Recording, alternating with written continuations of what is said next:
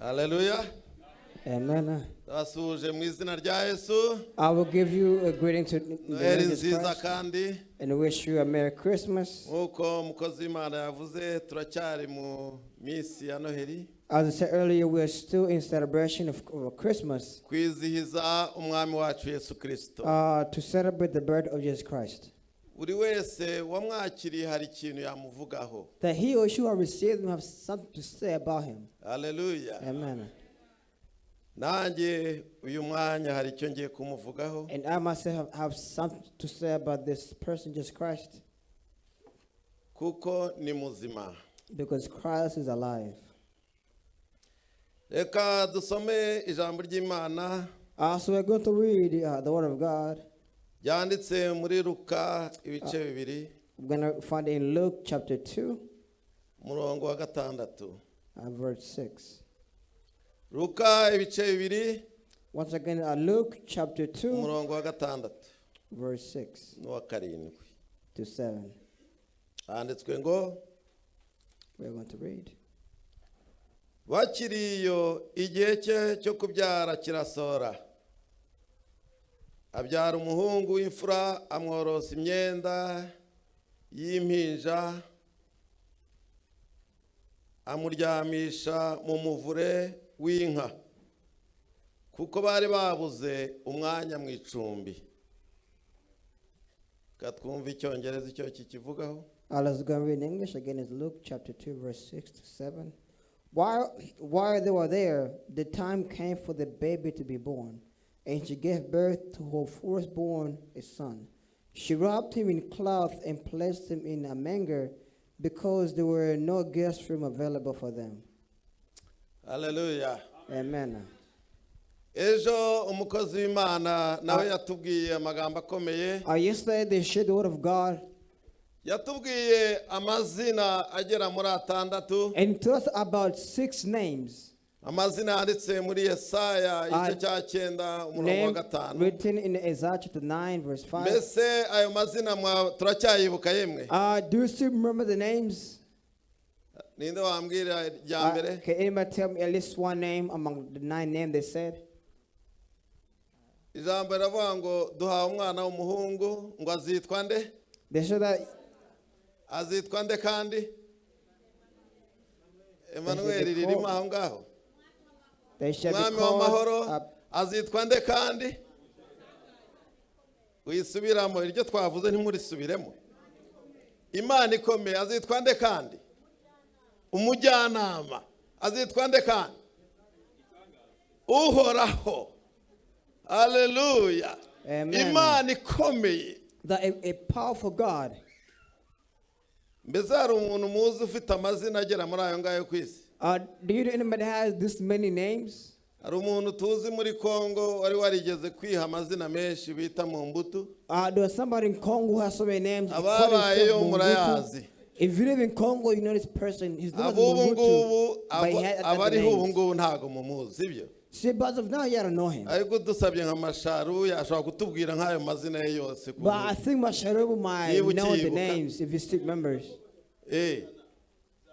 Eka nibwira uri. Yitwa Mobutu Sese Seko Kunkungwendo wa Zabanga. Mwayumvise? You heard that? Those are the names of the person who lived in Congo who have many names. Ayo nayo yihaye. Because those are the names that he gave himself. Hari iryo yanze ry'ikirisitu. There are some names who didn't want us Christianity. Yes, Joseph Desire. Ayo nayo naye. So his name is Joseph Desire and other names. Ariko but aya mazina tubonye muri Yesaya, the names read in Isaiah, nayo ni make kuri Yesu. These are few names to Jesus Christ. Kuko ijambo riratubwira ko yitwa na jambo. The Word of God says he's even called Hallelujah. a word. He's called the Word. Jambo. The Word. akitwa n'umucyo. And he was even called the light. Imana ishimwe cyane. May God be glorified. Amen. Kandi buri zina rifite agaciro And then each name has its worth and value ku buzima bw'umwana w'umuntu. to the life of a human being. Twabonye ko We have seen that ngo ari nta jambo cyangwa isezerano in the he was the word or a promise Imana yavuze ritazashika. that God said has yet to come. Oh, hallelujah. Amen. Yesaya yahanuraga ari amagambo Isaiah was advised speaking his words mbere ya Yesu ngo imyaka 700. that for 700 years before Christ was born. Uyu munsi wa none hashize imyaka irenga ubwo ni muri za 2700. So now it's more than 2,000 years Uyu or munsi more. wa none tukivuga ibya Yesu. And until now we're speaking Oh, about this Christ. hallelujah. Amen. Ariko mu mbuto we yatangiye kwibagirana. But Mungutu, he start fading away. N'abandi bantu bakomeye babayeho bari Even others who bagiranye. came before, their names that are fading Ariko from history. Yesu nyuma y'iyi myaka But just Christ, even aracyavugwa. until now, he's still Oh, spoken. hallelujah. Amen. Kuko ari umwami Because w'amahoro. he's a king of peace. Kubera ko Because azitwa He shall be called a igitangaza. miracle. Imana ikomeye. A powerful Ese God. mwakomera amashyi iryo Is zina. applied to God. Amen. Hallelujah. Amen. Nishyirwe hejuru naho twebwe ducishwe bugufi. May God be raised high and may we be humble before his name. Mbese iri zina rikomeye So this powerful name, ryakiriwe gute mu isi? exactly how was it received? Mbese ryakiriwe gute? How was it received? Iyi Mana ikomeye That this yakiriwe powerful God, ite how n'umwana w'umuntu? How was the human being received this powerful God, all these powerful names? Yakiriwe neza. Was it given a warm welcome? Tumaze gusoma amagambo We have read some few words avuga uburyo Mariya speaks on igihe how- cyageze ngo ajye kubyara. that the time came when Mary should give birth. Bari ku rugendo. But they were on a journey Bagiye mu gihugu cyabo because when they went in the homeland, kubera ko hari itegeko ry'umwami but because there was a law, or yuko buri wese agomba kujya kwibaruza. because the king had decreed each person should go and register their name, register their kids. Kandi umuntu agomba kwibaruza aho yavukiye. And you have to go and register a child where you were Mu born. in gihe your homeland. Mariya yari atwite inda nkuru. But when Mary was pregnant, Hallelujah. amen, Urumva ntabwo byari byoroshye. she was not easy because she was Kiriya gihe nta miduga yari iriho. because at that time they didn't have cars. Umuntu wabaga ari umukire yabaga afite indogobe. So if you are rich, you had a horse or a donkey. Indogobe ni kariya kantu gatoya. Oh, you had a donkey, not a horse. They used Indogobe donkeys. itandukanye n'ishovare. So they had a donkey, not horses. Hallelujah. Amen. Kandi ako kantu ntabwo kicarwagaho n'abantu babiri. And a donkey cannot be saddled but two Ni people. ukuvuga ngo yicajeho Mariya, Yosefu nawe agenda So, n'iki n'amaguru. Mary sat on the donkey and Joseph was walking beside her. Hallelujah. Amen. Igihe kigeze umudamu So, aravuga ati When rero the time is right, the wife said, aha ngaha ntabwo mparenga. she said, I cannot pass here. Abantu bakiri bato ibyo ntabwo bashobora kubyumva. If you're still young, you don't understand the going to Ariko grace. nka Aimable uri hariya By Mabel there, igihe gito azabibona uko bimeze. when the time is right, he will know and he will understand. Kuko iyo urebye ibihe umugore warimo Because when he's looking at his wife, birajya kumera nk'ibihe Mariya yari arimo icyo that gihe. she's going to where Mary was. Ubona ari nk'amasaha cyangwa Because in iminsi. few hours or few days, Rero isaha yarageze So, Mariya aravuga ati when the sindenga time aha. came, Mary said, I cannot pass here. Icyo gihe kigeze muri kumwe umugabo aravuga So, ati ndabigenza nte noneho. At that time, the husband said, what can I do? Or what should I Ndabigenza do? nte. What am I going to do? Nuko Yosefu ashobora kuba yari yifite. Maybe Joseph was rich. Yosefu yari yifite Maybe Joseph had the money. ngo yatangiye gukomanga ku Because Joseph, mahoteli. he started knocking on the hotels. Iyo usomye muri Bibiliya y'Icyongereza If you read the English Bible, bakoresha ijambo ryitwa ngo ni in. they use inn. Hano bakoresha sweet in. So they use a suite in Hari for hoteli hotel. zitwa hotel and suite. So here Ibintu there's nk'ibyo what they ngibyo. call the hotels. and- Rero yatangiye gushaka icumbi ariryo So he bita started looking uburaro mu he started looking Kirundi for an inn or a hotel to go and sleep in. kugira ngo arebe ko So in umubyeyi order to yabona see- ahantu avukira. To see if maybe the wife could find a place to give birth. Umubyeyi abona ahantu So for the yabyarira wife to umwana give avuke. birth a child.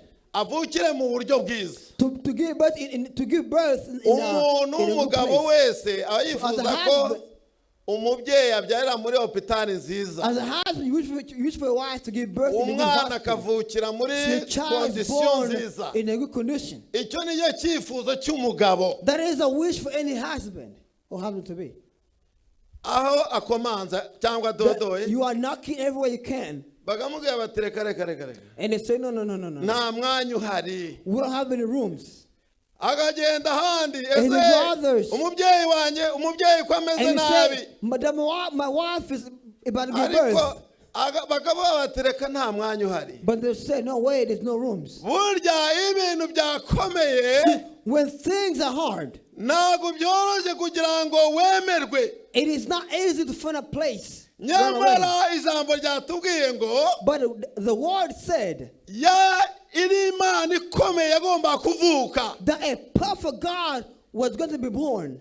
Yari igitangaza cyagomba kuvukira mu isi. A miracle was about to be born. Abaririmbyi baririmbye Choir sang, bavuga uburyo ngo ari umucunguzi and it's how he's a savior wagomba gukiza isi that can yose. save the whole world. Ariko noneho umva ikibazo rero. But now hear the situation. Isi ntabwo igomba But the world kumwakira. does not want to receive Isi him. ntabwo igomba The world does kumuha not want umwanya. to welcome the child. Isi ntabwo igomba The kumuha world ikibanza. does not want to give him a place to be born. Nuko hafi aho ngo hari ahantu hari abungeri cyangwa abashumba. So there was some shepherd. Aragenda So Joseph went. abona umuvure cyangwa ubwato He niko saw babyita mu a boat. Kirundi. He saw a mango or a boat. Buriya rero mw'icyo gihe So at that time, ntabwo yari agisaba. he didn't have people. Mariya icyo yashaka ni ahantu gusa.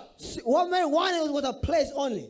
Nuko yahise abyara So she gave umwana birth to health. She gave birth to avukira mu bwato to a cyangwa boy. umuvure. So that he was born into a aho mango inka zinywera amazi. where cows will be fed. Nguko ko umwami w'abami That's how a king of kings yavutse. was born. Ngo kubera ko hari habuze icumbi. Because they could not find in any room. Mbese wowe bimeze So gute? how was it for you? Uri guha icumbi rimeze gute umwami w'abami? Are you giving room for the King of Kings? Mbese wowe bimeze gute? How is it for you? Hari ikibanza uri guha Are umwami you giving a place mu for the King bugingo bwawe in umutima your life or wawe? in your heart? Nta handi Because nowhere uyu else mwami w'abami is that King ashaka of cyane Kings desire cyane. wishes for. Ni ukuvuga ngo ahantu yari kuvukira hose kinyagihe Wherever it could have been born at that time, ntacyo byari it bimubwiye. didn't matter to him.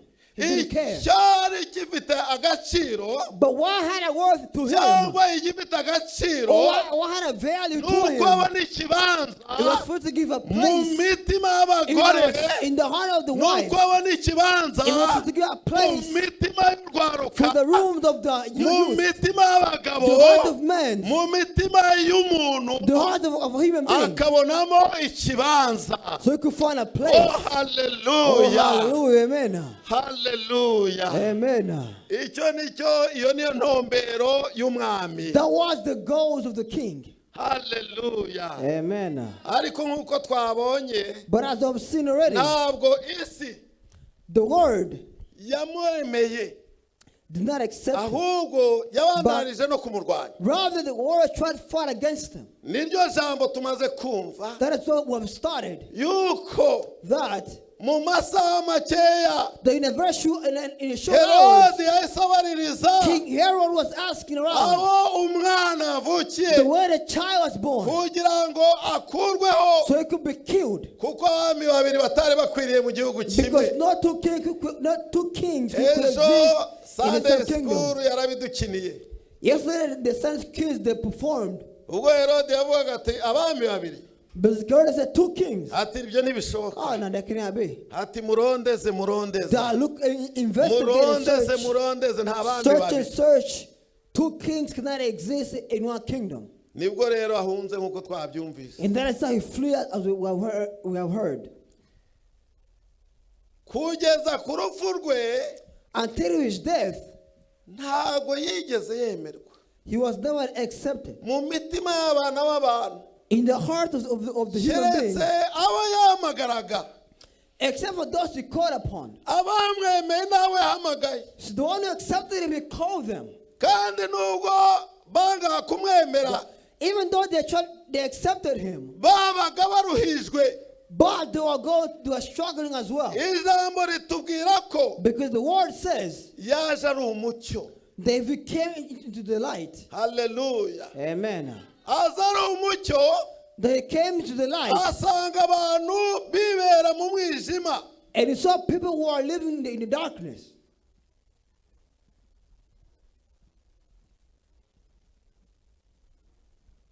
Ibyo twabisoma muri Yohana. We could read that in John. Uhereye muri Yohana igice cya mbere. From John chapter 1. Reka tuhasome. Let's go and read again in John. Ndahera ku murongo wa 10. John chapter 1 verse 10 kugera ku murongo wa 13. unto 13. Haranditswe ngo yari mu isi ndetse ne wayiremye, nyamara ab'isi ntibamumenye. Yaje mu bye ariko abe ntibamwemera. Icyakora bamwemeye bose bakizera izina rye, yabahaye ubushobozi bwo kuba abana b'Imana. Abo ntibabyawe n'amaraso cyangwa ubushake bw'umubiri cyangwa ubushake bw'umugabo, ahubwo babyawe n'Imana. Amen. Let's read in English again in John chapter 1 verse 10 to 13. He was born in the Word. Though the Word was made through him, the Word did not recognize him or accept him. He came to that which was his own, but his own did not receive him. Yet to all who did receive him, to those who believed in his name, he gave the right to become the children of God. Children born not of natural descent, nor of human decision, or a husband's will, but born of God. Amen. Hallelujah. Hallelujah. Where hejuru That if you read from the beginning, ubona ko yaje ari umucyo. you see that he came as the Mu light. gihe isi yari ifite ikibazo cy'umwijima, That when the world was in the darkness, ab'isi biberaga mu mwijima. the people were living into the darkness. Ijambo ry'Imana ritwereka So the word of ko God shows that ngo babaga mu gikombe cy'igicucu cy'urupfu. they were living in a cup with a shadow of death.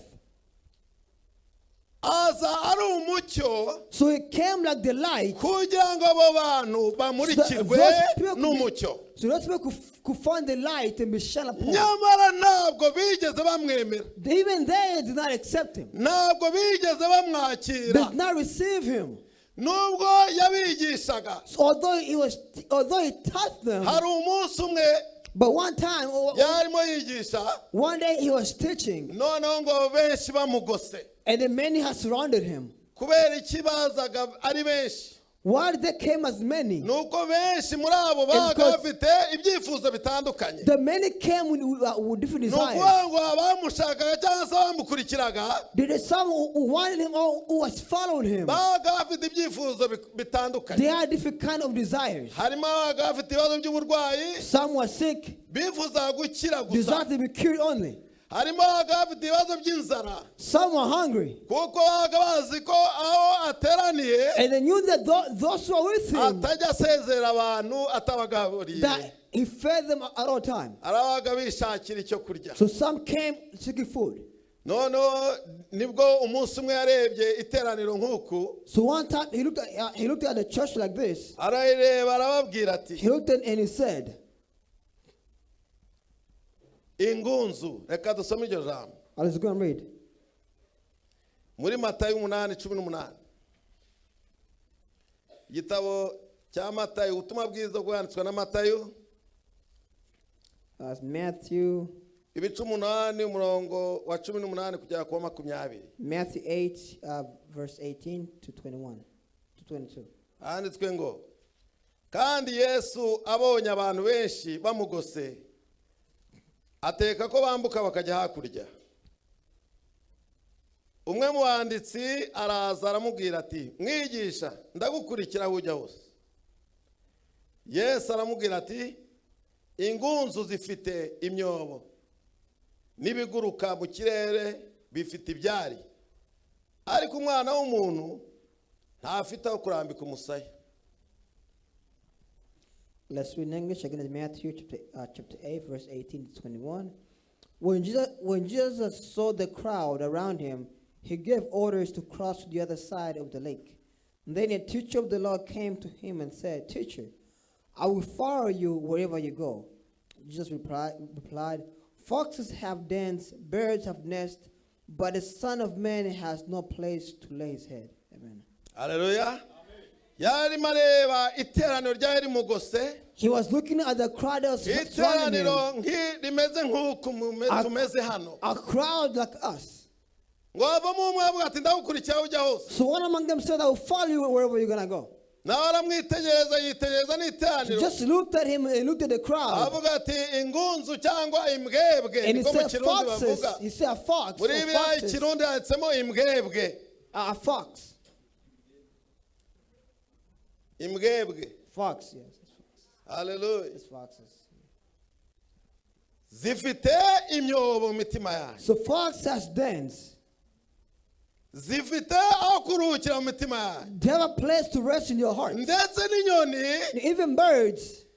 Zifite ibyari. Birds have nest. Muri mwebwe. But among you, ariko Yesu ari kuvuga. They just got it speaking. Ariko umwana w'umuntu. But a human being. Ntafite aho kurambika umusaya. Does not have a place to lay their heads. Sagahinda yemwe. It's a Hartford. Mungu tukaba twicaye gutya. Because here we are sitting. Ariko mu mitima yacu. But in our hearts, harimo imyobo. We have holes. We have dens. Imyobo. We have holes. Yiberamo ibindi bintu. There has other things living among them. Umutima ugira ibyumba.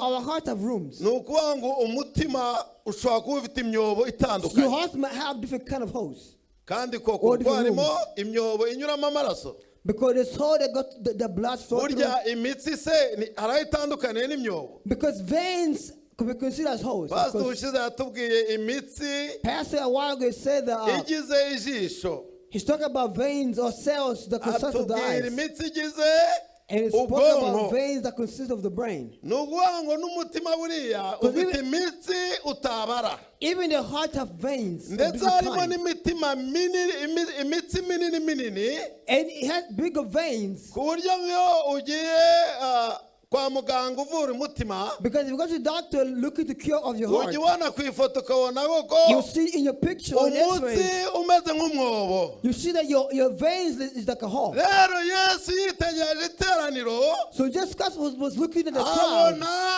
He saw that the heart of the people who were there, there is holes that have foxes living in them. And he saw hearts that has nests where birds live in them. That was like it was a picture to picture it was the picture of a sinner, of a human being that lived in sins. But they love to work for God. Like the man said, Christ, I will follow you. He had a good desire, in truth. In the crowd that was around him, they had good desires. They had good intention to come look at Jesus Christ. Intention to be fed. But when he saw them, he saw holes among them. When he saw them, when he observed them, he saw nests in their souls, in their hearts. He saw they have demons in their hearts.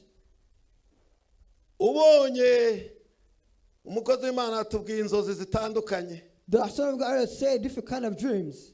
yavuze inzozi ukarota inzoka zikuzengurutse. Then you dream with snakes are surrounding you. Ariko hari n'igihe warota But sometimes you could dream nk'icyari ku mutwe wawe inyoni ziri kwarikaho. you could dream you have a nest in your head where birds are laying their eggs. Mbese Nebukadineza ntabwo yabonywe nk'igiti kinini cyagabye You amashami, dream of a big tree with ndetse branches. muri ayo mashami harimo ibyari. Because in that branches there nawe were nests. ushobora kurota izo nzozi.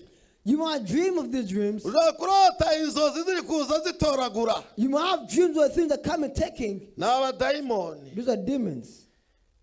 ukeneye gusenga, You desire prayers. ukeneye gusengerwa You must be prayed for. kugira ngo So that utange icumbi rimwe gusa.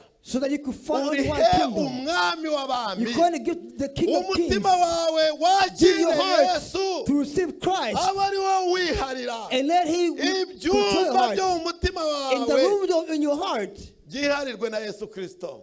to be Oh served, to be hallelujah. considered of Jesus Christ. Oh hallelujah. Amen. ijambo ry'Imana ritubwiye ngo iki? The word of God says ngo ariko bamwemeye bose, that those who accepted Him, ababyeyi bamwemeye, the mom who received Him, abagabo the bamwemeye, men who received Christ, abasore the young men bamwemeye, who received Jesus abo Christ, ngabo bafite they have the ubushobozi. power. Oh hallelujah. Amen. yabahaye He blessed with ubushobozi. the power Hallelujah. Amen. bwo kwitwa abana b'Imana. to be called the children of Oh God. hallelujah. Amen. Oh hallelujah. Amen. bwo kwitwa abana b'Imana. To be called the children of God.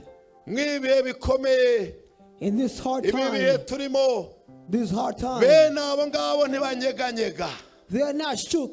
Oh hallelujah. Amen. Mw'ibi bihe bikomeye turimo, In this hard thing we are going through, n'ibindi bihe dushobora and kwinjiramo, even our time we might go to in the turi future, mu mpera z'uyu mwaka. because we are at the mu end of the minsi year. mike turinjira muri 22. In a few days we are going into ntabwo 2022, tuzi ibihe biri muri uriya mwaka. because in the year we are entering, twari tuzi ko 21 we started 2021. tuzaruhuka za korona, We'll be free from ariko COVID. noneho turangije ibintu bimeze nabi. But in 2021, where it's turangije worse, abantu batanezerewe. because many are not happy. turangije uruhombo ari rwinshi We are seeing many loss hirya no hino muri Afurika. back here and there in Africa, kwago twebwe turi mu gihugu cyiza, because we're in a good country. ntabwo dupfa kubibona, We don't see it, kuko niyo bikomeye bugaye. because even when they close down the borders, ujye kubona food stamp igize ite, you see food stamp what? ujye kubona amahera y'abana agize You gute, get the gift of money n'ibindi. and many others. iki gihugu nkigereranya I compare this n'inzovu. country to an elephant. buriya inzovu kugira ngo ijye kugwa hasi, An elephant to fall down, nuko bwa bunyegeri bwose babwagize gute, it's because all the ants have done what? na bwa bukoko bwose buba bwamaze kukiga hasi. All kugira ngo the uzayibone insects ijya have fell down.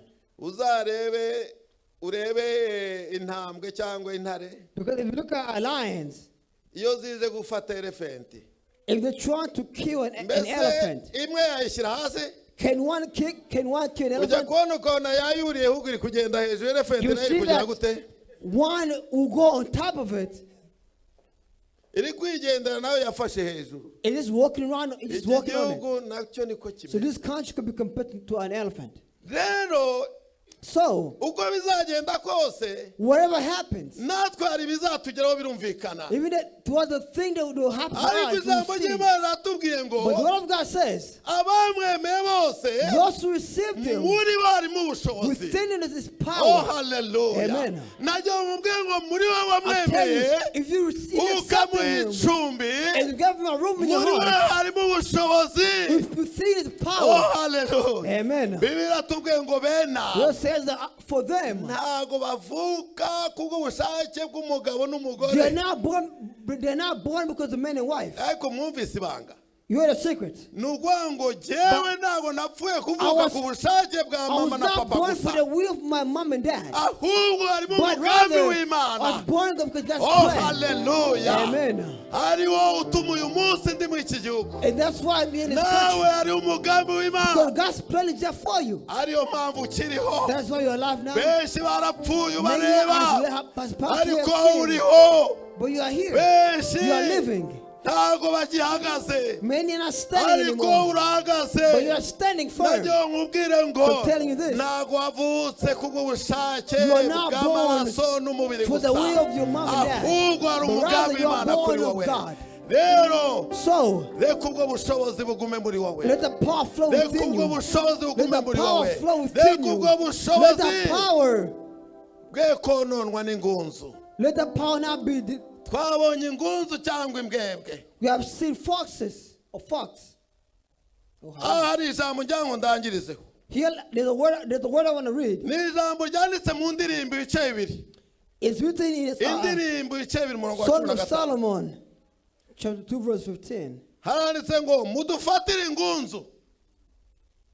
Mufate imbwebwe.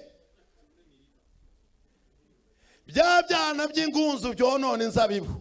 Song of Solomon, chapter 2, Kuko verse 15. inzabibu zacu zirabishe. Haleluya. Ngo inzabibu zacu zigize gute? Ubu uyu mwanya ubona Because turi our hano. vineyard is blooming. Ubu inzabibu zigize gute? Our vineyard is what? Ubu turi mu nzu y'Imana inzabibu When zigize God is gute? out, our vineyard is what? Zigize gute? It's blooming. Zireze zirarabishe zimeze neza. It's blooming, it's really looking well. Amen. Ngo twese twamaze turi kwiyeza turi guhindishwa umushyitsi. Because we are cleaning ourselves or being Ariko cleansed. nituva hano But once we live here, hari imbwebwe ziza gushaka konona. because some folks don't want to Hari do these things. amapari atandukanye hirya no They are hino mu part of miryango. different kind outside the church. Aho ngaho ushobora kuhasanga imbwebwe yitwa And wayine then there could be ihagutegeye. foxes waiting for you. Ushobora gusanga imbwebwe yitwa wayine ihagutegeye. You may count a fox waiting for you. Ariko se iyi wayine ko You mbona may ari count a juice fox ikibazo kiri called he? a wine waiting Iyi for you. wayine ko mbona aka juice ikibazo kiri he? You must say this wine is like a juice. Noneho What's wa the issue? wundi utizera But one who don't believe. nawe arakubwira ati karoroshye wagerageza Easy. karasosa It's very sweet. It nta has a good- kibazo it has a very taste. nawe ukumva ngo ariko uyu munsi ntabwo ari kirisimasi ra And you say, today's not Christmas. ngo ngomba kwinjoyinga. I mean, you know what? I should enjoy myself. Hari igihugu kimwe bita Central Africa In South Africa, haba umunsi ukomeye witwa umunsi w'abagore.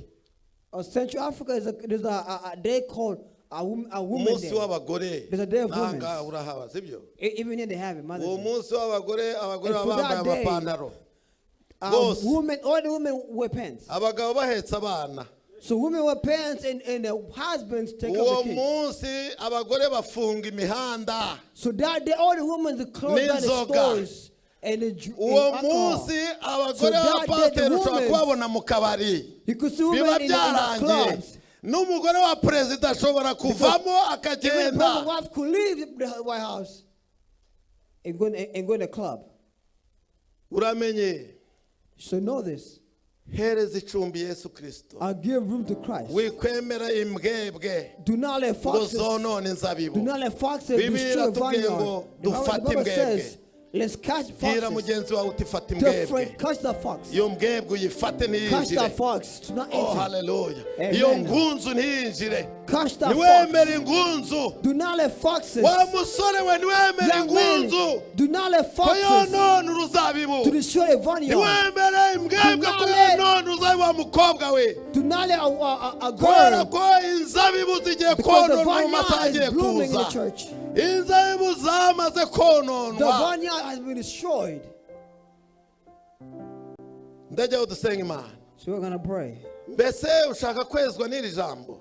Do you want to be? Mbese ushaka guhicumba umwami Yesu Kristo? Do you wish to give room to Christ? Hari igihe atabonye icumbi muri wowe. Because maybe it's not Hari found igihe room within you. atabonye indaro muri Maybe wowe. it could not Hari find room igihe within you. atabonye aho Maybe kuvukira it muri could not find a wowe. place to be born Hari within igihe you. adafite ikibanza muri wowe. Maybe it could Hari find a igihe place within you. adafite umwanya agomba Maybe muri it wowe. could find a place Hari within you. ukavuga uti uyu munsi hano But today you say, nifuza kuguhereza ikibanza, I want to give you place in my soul. nifuza kuguha I wish to give you kuvukira, room to be born within me. nifuza kuguha umwanya I wish to give you mu room in buzima my heart. bwanjye bwa buri munsi. That in my life I want to give you Oh room. hallelujah. Amen. Oh hallelujah. Amen. Nuguha umwami w'abami ikibanza, I give nuguha time to the azira King of Kings. ry'igitangaza Give room to the King of Kings within you. nukumuha ikibanza mu bugingo bwawe, Let kugira us ngo pledge it to you. akurwanire mu ibihe turimo, So you can fight for kugira you, ngo Father, akubere in the inyishyu, So you can kugira become an ngo answer akubere to you. umukiza, So you can become a kugira ngo savior. akubere So you can umucunguzi. become your savior. Ninde ushaka kumuha ikibanza Who is to kugira give ngo room to yinjire the muri we? King? Oh hallelujah. Amen. Ninde Who is to shirakaho give room to hejuru.